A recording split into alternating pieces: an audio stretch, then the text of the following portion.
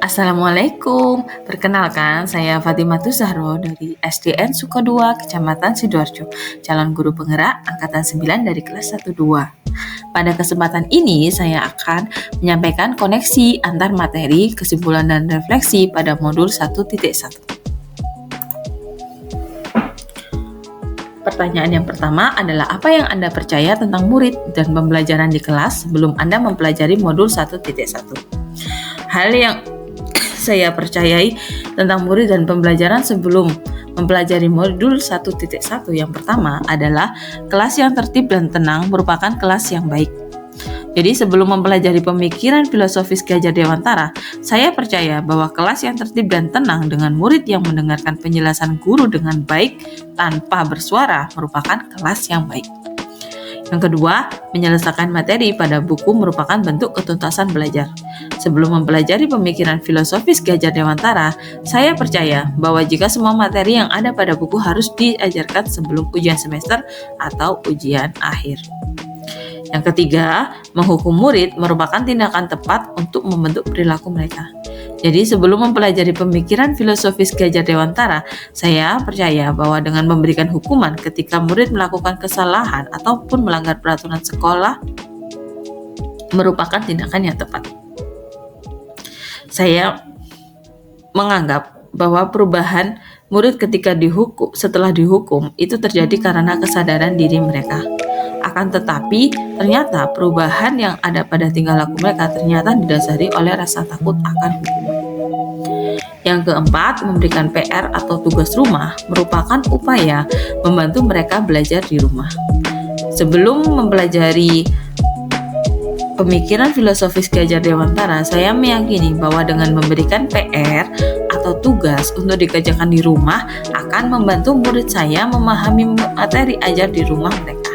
Padahal jika dipikir kembali, murid sudah lelah ketika belajar di sekolah dan saya malah menambah beban mereka dengan PR untuk dikerjakan di rumah.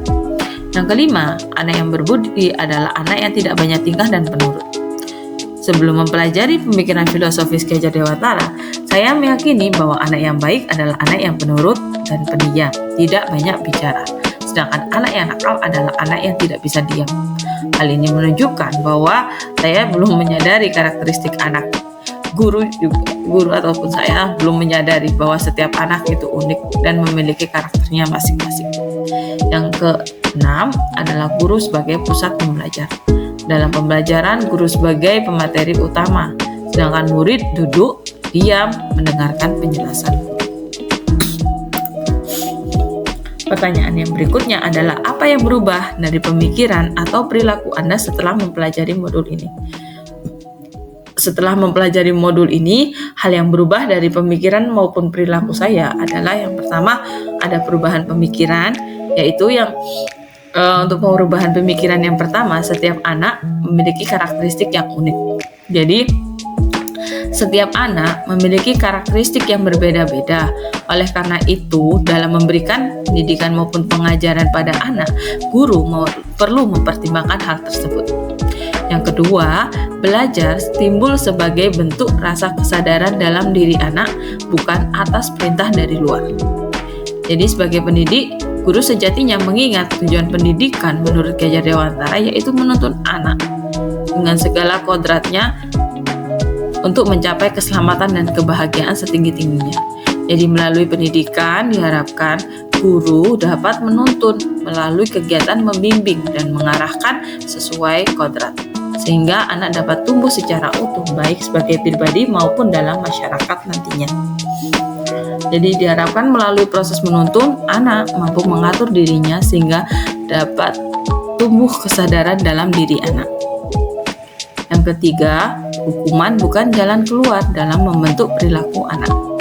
Dalam mendidik anak, proses menuntun dapat dilakukan melalui pemberian teladan yang positif dan pembiasan yang baik, bukan melalui hukuman. Dan terakhir, yang perubahan pemikiran terakhir adalah pembelajaran bukan berpusat pada guru, melainkan berpusat pada anak. Sehingga anak bebas mencari pengetahuannya dari berbagai sumber belajar. Sedangkan tugas guru hanyalah menuntun, membimbing, dan mengarahkan anak. Untuk perubahan perilaku, setelah mempelajari modul ini, yaitu yang pertama, memberikan pembelajaran yang sesuai dengan kodrat anak. Melalui kegiatan pembelajaran yang menarik dan menyenangkan, anak akan termotivasi untuk belajar, sehingga anak dapat tumbuh dan berkembang sesuai kodratnya. Yang kedua, memberikan kebebasan pada anak dalam menyelesaikan tugasnya sesuai dengan karakter, minat, dan bakatnya. Yang ketiga, tidak menuntut anak, melainkan mengarahkan anak agar dapat mengatur dirinya. Yang keempat, menggali lebih dalam karakter anak dan latar belakang anak di kehidupan keluarganya.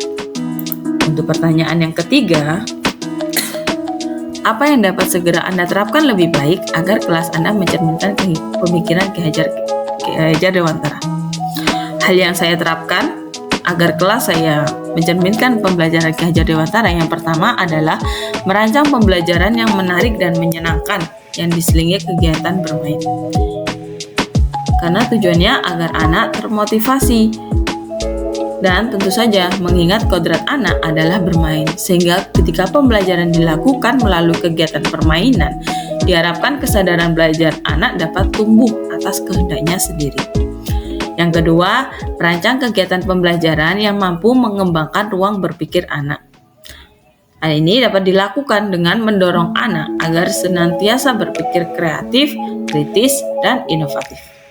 Yang ketiga, melakukan kegiatan pembelajaran sesuai kodrat alam dan kodrat zaman. Yang keempat, menerapkan pembelajaran berdiferensiasi sesuai minat, bakat, dan karakter anak. Yang kelima, menerapkan pembelajaran budi pekerti melalui teladan positif dan pembiasaan yang baik. Yang keenam, menerapkan pembelajaran yang mampu menuntun anak sesuai kodratnya. Untuk kesimpulannya adalah, pemikiran filosofis Ki Hajar Dewantara menjadi dasar kita dalam mengembangkan pendidikan di kelas untuk menumbuhkan budi pekerti dan menuntun anak sesuai kodratnya, agar anak dapat mencapai keselamatan dan kebahagiaan. Jadi keselamatan dan kebahagiaan yang dimaksud adalah keselamatan yaitu mampu memenuhi kebutuhan lahir, dan kebahagiaan berarti mampu memenuhi kebutuhan batin anak. Demikian koneksi antar materi yang bisa saya sampaikan dari modul 1.1. Terima kasih. Assalamualaikum warahmatullahi wabarakatuh.